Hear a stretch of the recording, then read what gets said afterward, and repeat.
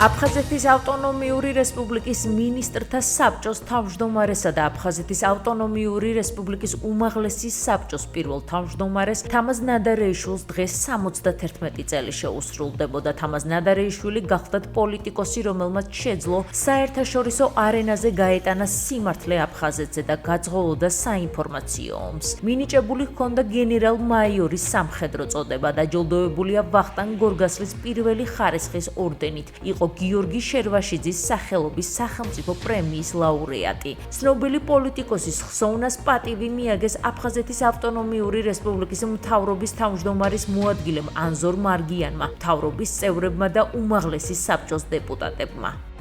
ბატონი თამაზი იყო ჩვენი უფროსი მეგობარი, მას უყვარდა საქართველო და უყვარდა აფხაზეთი. მას ბევრი მეგობარი ყავდა და ყოველთვის დღევანდელს ვიკლებებით და მის სულს ვიხსენიებთ.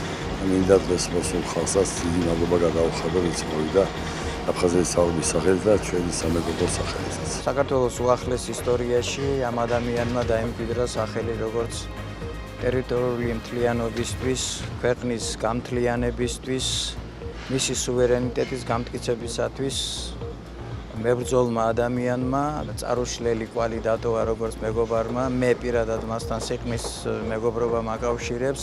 ბატონი თამაზ ნადარეიშვილი იყო ღირსეული მებრძოლი აფხაზეთის ავტორესპუბლიკის ტერიტორიაზე ქართველი კაცის ინტერესების დამცველი, მათ შორის აფხაზური მხარის ინტერესების დამცველი. შემრიგებლური ქმედებებით ცნობილი პიროვნება და ვერ ეგუებოდა უსამართლობას.